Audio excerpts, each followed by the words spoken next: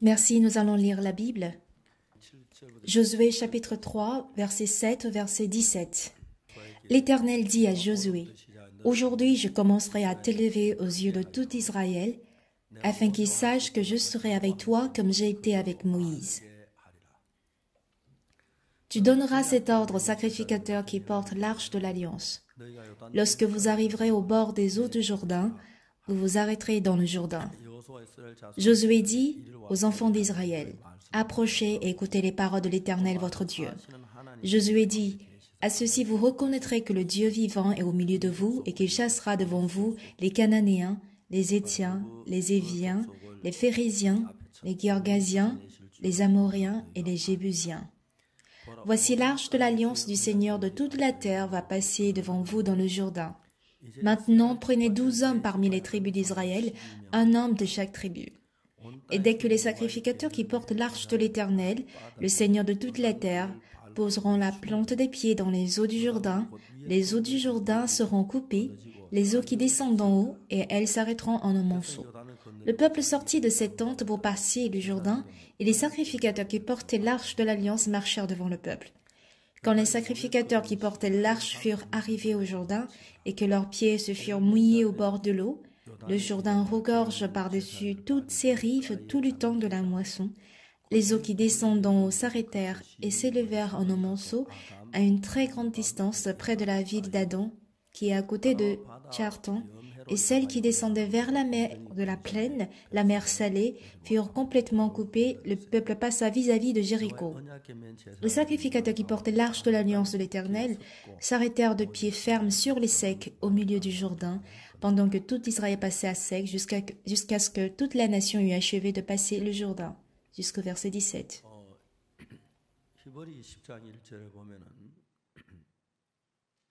Si nous regardons dans Hébreux chapitre 10, verset 1, il est écrit en effet la loi qui possède une nombre de biens à venir et non l'exacte représentation des choses. Et dans Colossiens chapitre 2, versets 16 et 17, que personne donc ne vous juge au sujet du manger ou du boire, ou au sujet d'une fête, d'une nouvelle lune ou des sabbats. C'était l'ombre des choses à venir, mais le corps est en Christ.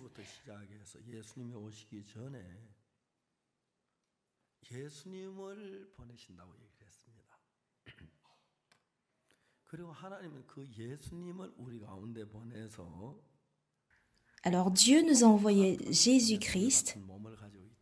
Nous avons la même chair que Jésus-Christ. Nous avons la main, nous avons les pieds, les yeux, les oreilles et le nez. Nous avons la même chair, le même corps, mais la seule chose qui est différente, c'est le cœur.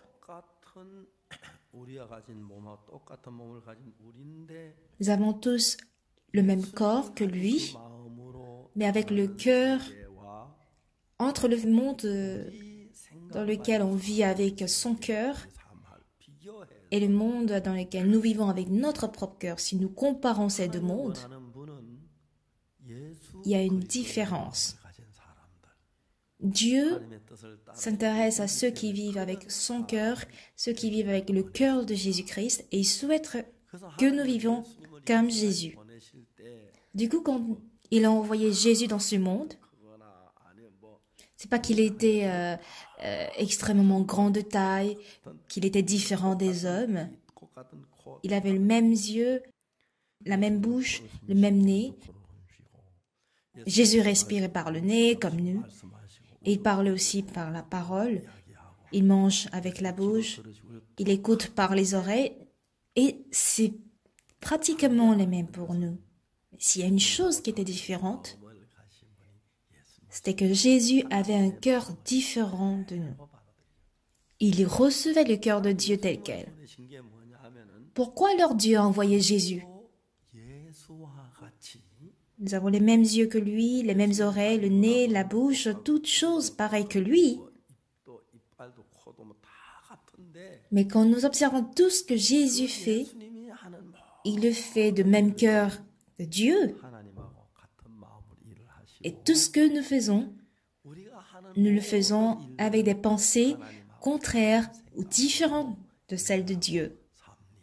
Donc, il faudrait que nous regardions Jésus.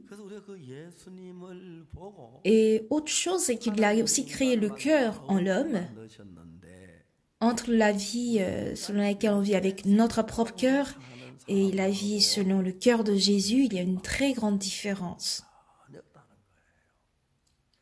Les hommes disent, il faudrait aller à l'église, vivre gentiment, être fidèle à l'église, être toujours présent au culte. Mais Dieu ne nous a jamais dit ça. On ne peut jamais être bon en tant qu'homme. Toutes les pensées de l'homme sont abandonnées. Du coup, quand Jésus était sur terre, il n'a pas vécu selon sa volonté, mais plutôt par la volonté de Dieu. Du coup, quand nous vivons en acceptant la parole de Dieu telle qu'elle, on passe un processus par lequel on devient comme Jésus. Donc, je fais partie des gens qui ont lu assez la Bible. Quand nous regardons la Bible, le bien qui sort de la pensée de l'homme, Dieu n'en a pas besoin. Même si on donne notre corps consumé. Il est différent de la pensée de l'homme, mais le cœur de Dieu, parlons de ceci. On a lu aujourd'hui Josué. Si vous construisez avec un mur avec des briques, on peut avoir un mur, mais est-ce que vous pouvez construire un mur avec de l'eau? Non, ça n'a pas de sens. Pas vrai? Mais quand j'ai lu le livre de Josué, l'eau pouvait être entassée très haut. On a lu ce matin, n'est-ce pas?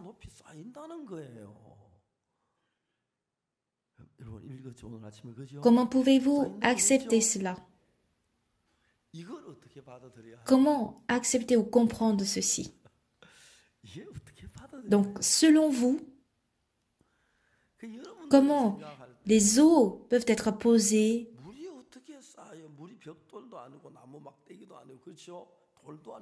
Ça tombera forcément, pas vrai?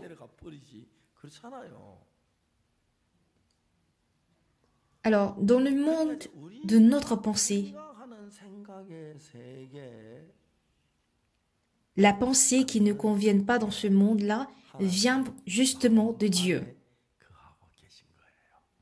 Donc, la parole de Dieu, quand cette parole de Dieu correspond à vos pensées, vous pourriez l'accepter avec facilité. Toutefois, quand la parole de Dieu ne correspond pas à mes pensées, qu'est-ce qu'on fait? Qu'est-ce qu'on a lu dans Josué chapitre 3?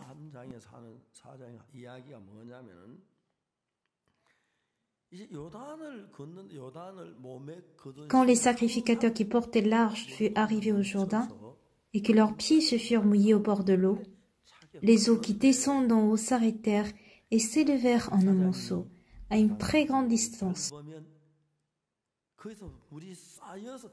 Le fleuve du Jourdain sera sec et le peuple passera entre les eaux.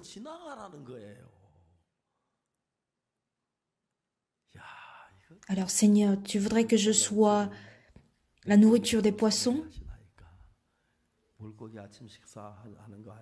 C'est un peu exagéré de donner les serviteurs de Dieu comme pas des poissons.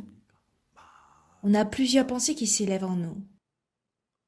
Dans notre vie spirituelle, la plupart des personnes se disent qu'ils doivent bien vivre, ne pas voler,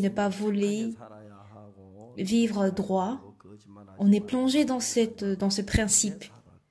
Du coup, quand je vais à l'église, je dois arrêter de boire, je dois m'efforcer à ne pas fumer, arrêter de voler, et je m'efforce à ne pas faire du mal.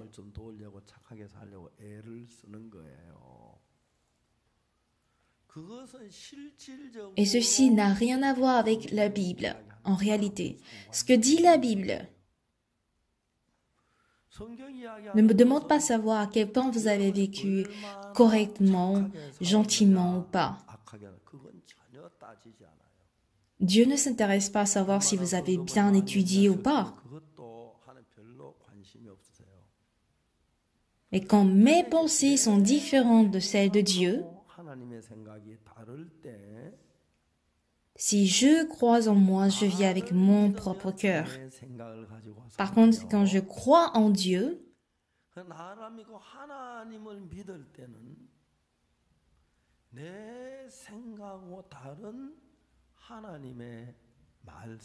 on parle de la voie sur laquelle je vais justement sur la voie qui ne correspond pas à mes pensées.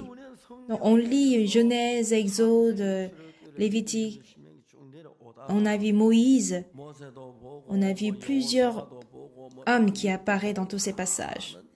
Mais dans Matthieu, Marc, Luc, Jean,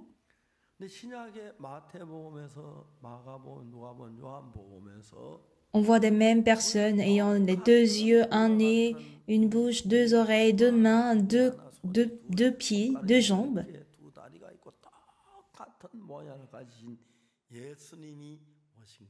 Ce Jésus qui avait la même apparence de l'homme est venu sur terre. Et si nous observons la vie de Jésus, Jésus a fait tant de choses que nous ne pouvons pas comprendre avec notre logique. Donc, faudrait-on suivre Jésus-Christ ou faudrait-on mener notre propre vie? Ce qui est sûr, il y a une différence entre ces deux vies. Si jamais Jésus est venu sur cette terre, qu'il est crucifié, en fait, il a planifié mourir à la croix. Effectivement, il l'a fait pour pardonner nos péchés. Dans ce cas, à nous aussi,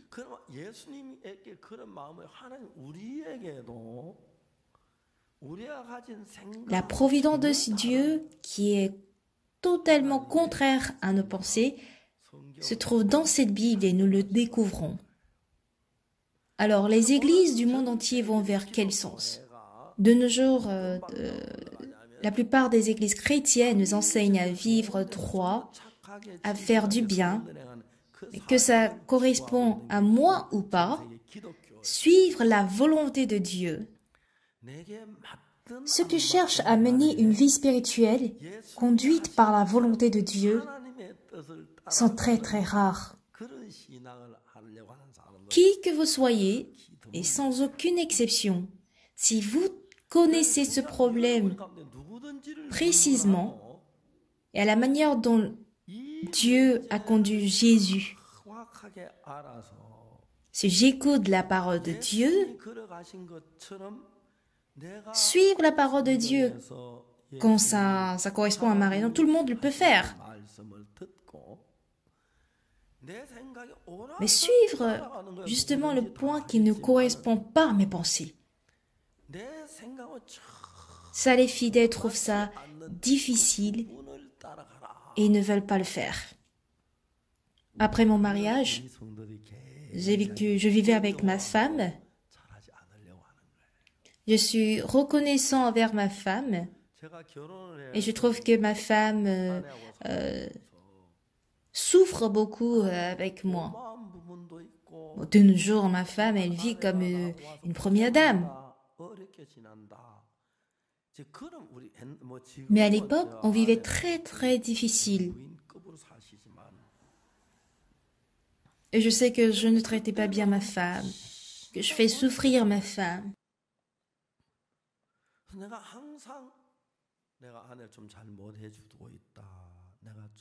Un jour, on a trouvé une maison. On a déménagé à une maison en bois au 2e étage. Et c'est là où on pouvait avoir le culte. On utilise une petite chambre comme notre chambre. Mais qu'est-ce que notre propriétaire a dit? C'est une maison en bois. Donc, il ne faudrait pas mettre feu. Et il a raison de le dire.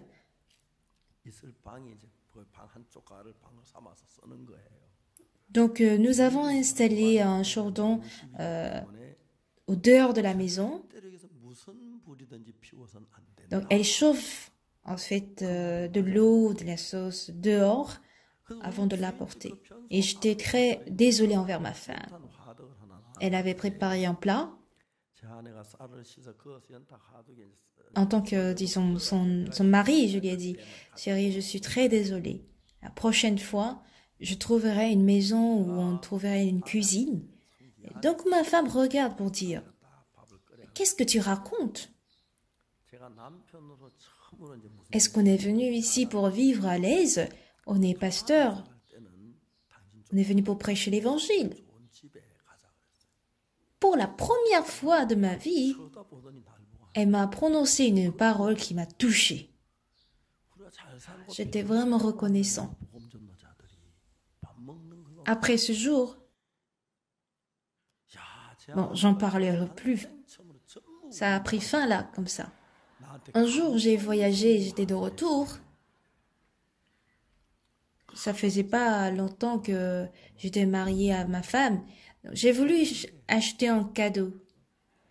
Et je n'avais pas quoi payer comme cadeau pour une femme. Et c'était bizarre de lui demander. Et j'ai décidé de lui acheter une chemise. Et pour la première fois, je suis entrée dans un magasin de femmes. Et j'ai choisi une. Et je lui en ai offert. Chérie, j'ai acheté un cadeau. J'ai cru qu'elle allait être très reconnaissante. Elle m'a dit d'un coup, à combien t'as payé ça? J'ai payé ça à $40, mais j'ai voulu corriger à 20, mais je lui ai dit finalement 40. Elle a dit, pourquoi t'as acheté ça à $40? Et dans mon cœur, j'ai dit, tu verras si je t'achèterai un cadeau encore dans toute ta vie. Et après ce jour, je n'ai jamais acheté un cadeau à ma femme. C'est une différence de cœur, en fait. Alors nous aussi, après le mariage, on a vécu ensemble 50 ans.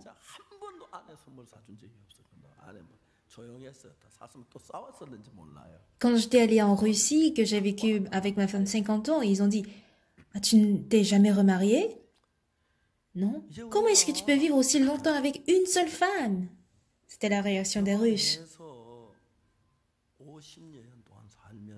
Mais les Russes ne connaissent pas.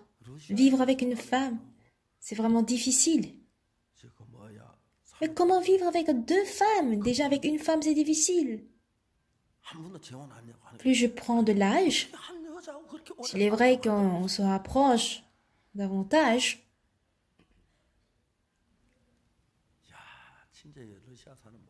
et quand ma femme vit dans ce monde dangereux, je me dis, sans Dieu, ce serait du désordre. Donc j'essaie de la comprendre. Mais parfois, je ne la comprends pas.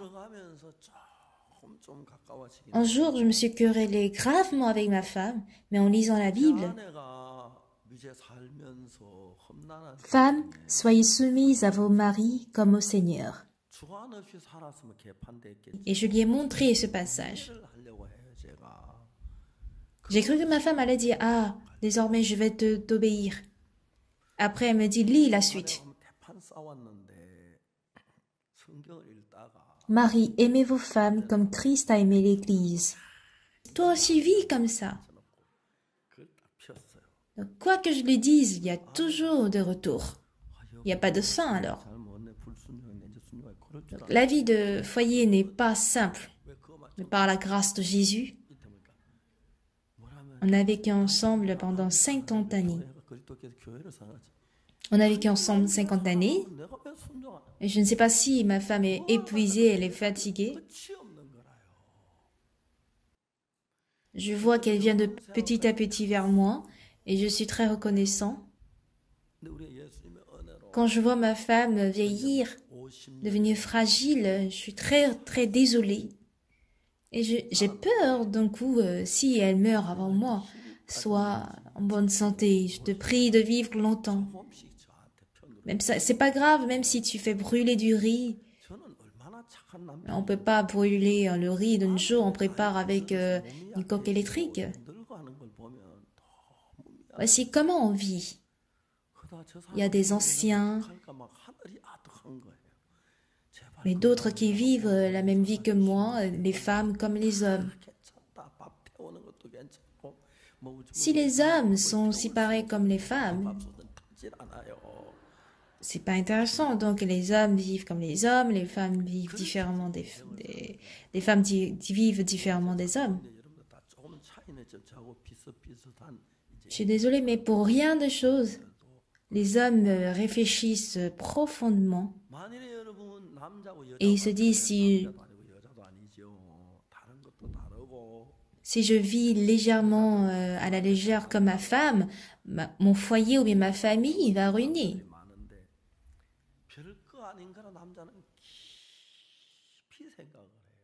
Il est bien vrai que les femmes pensent seulement à juste un côté. Le mari se dit que c'est parce que c'est moi que mon foyer est arrivé jusqu'à ce point. Si c'est pas moi, on allait tous ruiner. Mais les femmes ne veulent pas reconnaître ça. Telle est la différence entre les femmes et les hommes. Pas vrai? Merci.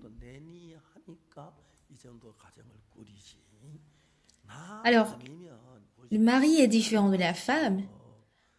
Sa manière de réfléchir, d'agir est différente.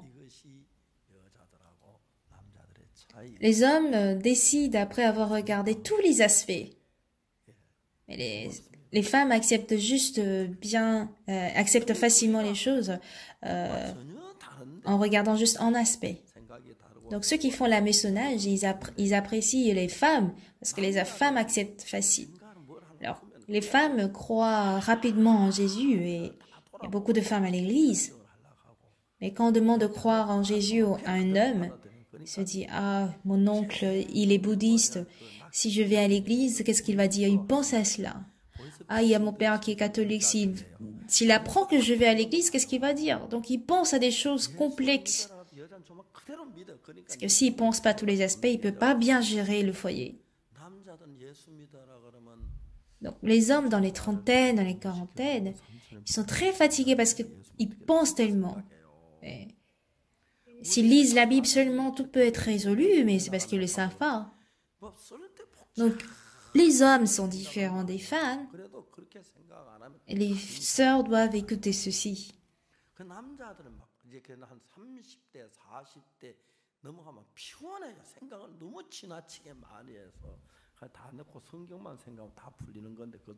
Un vrai fidèle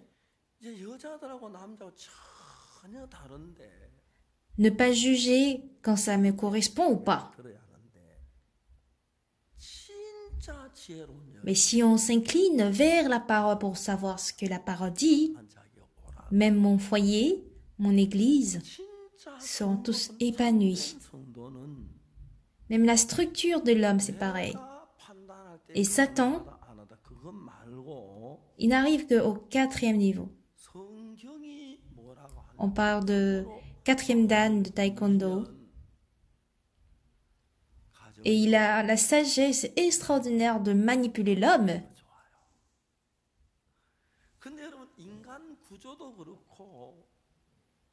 Malgré tout ce que Jésus, tout ce que Dieu nous dit, il crée en nous toujours des pensées contraires, des pensées différentes de Dieu. C'est ce que Satan fait d'ailleurs. Alors si vous, aujourd'hui, vous lisez la Bible, cela est très intéressant. Un jour, il y a un président d'université qui parlait avec moi. En apprenant que j'étais venue, il s'est déplacé de très loin pour venir me voir et on a parlé ensemble de la Bible. Je lui ai demandé de lire Romains 3, 23. Il a dit, ah oui, je connais très bien. J'ai déjà mémorisé, car tous sont péchés, ils sont privés de la gloire de Dieu. Je lui ai demandé de lire le verset 24. Car ils sont gratuitement justifiés par sa grâce, par le moyen de la rédemption qui est en Jésus-Christ. Je lui ai demandé de lire qu'est-ce qui est écrit au verset 24. Il a dit, si on prie diligemment, on peut être sauvé. Il est président d'université. Mais il dit quelque chose de contraire à la parole.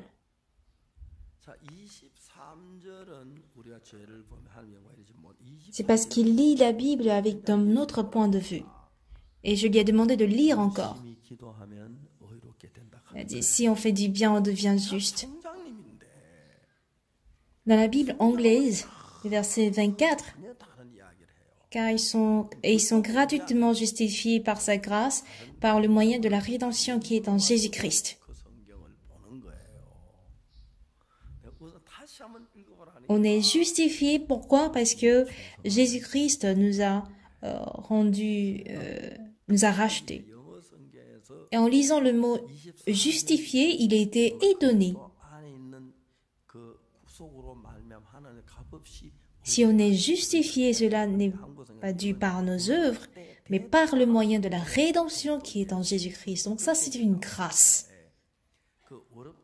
Et dans la grâce, mes efforts, mon zèle, mon dévouement ne sont pas inclus. Du coup, tant de personnes aujourd'hui ne cherchent pas à recevoir la rédemption par la grâce, mais quand je prie, si je confesse de tout mon cœur, et quand ils cherchent à le faire par eux-mêmes, c'est difficile, alors que la réponse est simple.